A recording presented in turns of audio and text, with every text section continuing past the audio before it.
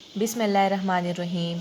I am a student of BS Political Science first semester and today the topic of my assignment is inversion method.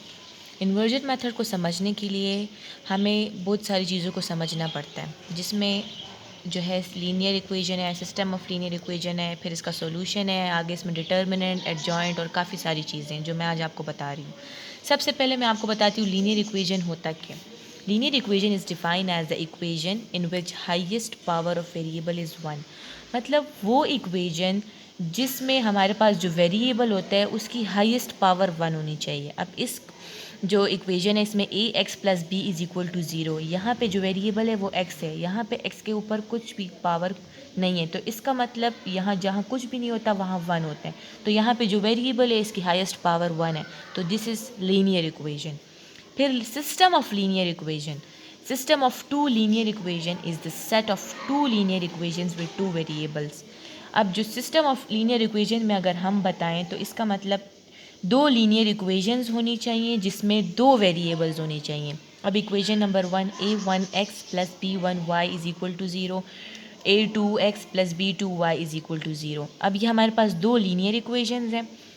Linear equations क्यों है? क्योंकि इसमें जो variable है उसके power जो है कुछ भी नहीं है, तो इसका मतलब 1 है।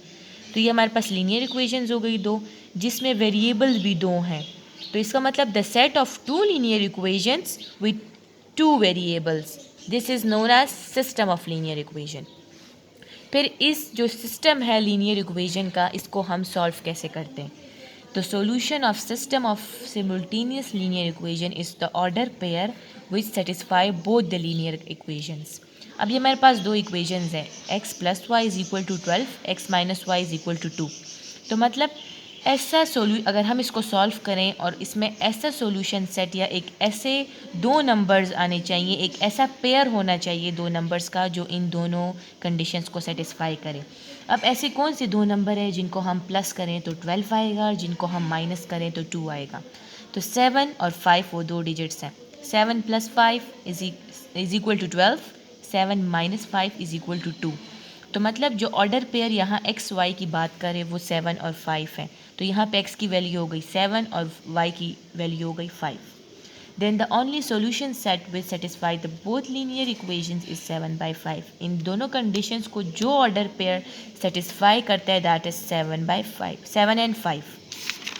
अब मैं आपको बता रही हूँ कि जो equations होती हैं वो नॉन होमोजीनियस और होमोजीनियस होती, कौन कौन सी कैसे होती हैं। जो होमोजीनियस इक्वेशंस होती हैं उनमें हमारे पास जो कांस्टेंट टर्म होती है वो ज़ीरो होती है। अब यहाँ पे मेरे पास मैंने इक्वेशंस ली हुई हैं, a1x plus b1y is equal to zero, 2x plus 3y is equal to zero, 3x plus 5y is equal to zero. इसमें हमारे पास जो कांस्टेंट टर्म है वो ज़ीरो है। जब हम इन दो इक्वेशंस को मैट्रिक्स की फॉर्म में लिखते हैं तो यहाँ से 2, 3, 3, 5 जो वेरिएबल है वो एक्स वाई दोनों यूज़ हुए हैं, एक्स भी है और वाई भी है, जो बी है वो ज़ीरो, दो जो है ज़ीरो के इक्वल है। तो जहाँ पे भी हमारे पास जो ये बी मैट्रिक्स होता है ये ज़ीरो आ जाए तो उस इक्वेशन को हम होमोजीनियस इक्वेशन कहते हैं। फिर नॉन होमोजीनियस इक्वेशन क्या है? Non homogeneous equation is defined as the equation in which constant term is not zero. इसका मतलब 2x plus 3y is equal to 5, 3x plus 5y is equal to 9। इसमें जो हमारे पास कांस्टेंट टर्म है वो zero नहीं है। अब इसको अगर हम मैट्रिक्स की फॉर्म में लिखते हैं तो 2, 3, 3, 5, x, y, 5, 9। अब यहाँ पे जो बी मैट्रिक्स है वो ज़ीरो के इक्वल नहीं है, इसमें डिजिट्स हैं, तो इसका मतलब B matrix is not equal to zero, so this is non homogeneous equations.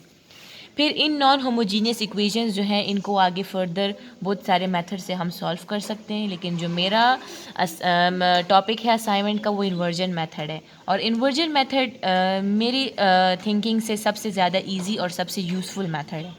Inversion method basically है क्या? This method is use to find solution set of system of linear equations through matrix and determinant. ये जो method है inversion method, इसमें हम क्या करते हैं, हम दो लीनियर इक्वेशंस का सॉल्यूशन सेट फाइंड करते हैं with the help of matrix and determinants. अब डिटर्मिनेंट हम कैसे फाइंड करते हैं? अब फॉर एग्जांपल ये मुझे एक मैट्रिक्स गिवन है a इज़ इक्वल टू 1, 5, 3, 7, ये एक मैट्रिक्स है। अब मैं आपको बताती हूँ इसका डिटर्मिनेंट कैसे लेते हैं। डिटर्मिनेंट के लिए हमारे पास ये फार्मूला है A D minus B C. ये मेरे पास ए, ये बी, ये सी, ये डी। इसको हम क्रॉस में करेंगे। तो ये डिटर्मिनेंट के लिए हम स्ट्रेट लाइन यूज़ करते हैं। तो जब डिटर्मिनेंट हम लेंगे तो 1 7, बीच में मिड माइनस का साइन, 3 और 5, यहाँ से 7 आ गया, यहाँ से -3, 5 से 15, जो कि 15 ग्रेटर है उसके साथ माइनस का साइन हो, तो यहाँ से आ जाएगा -8। तो जो इस मैट्रिक्स का डिटर्मिनेंट है वो -8 है। अब सिंगुलर और नॉन सिंगुलर मैट्रिक्स क्या होती है? जब हमारे पास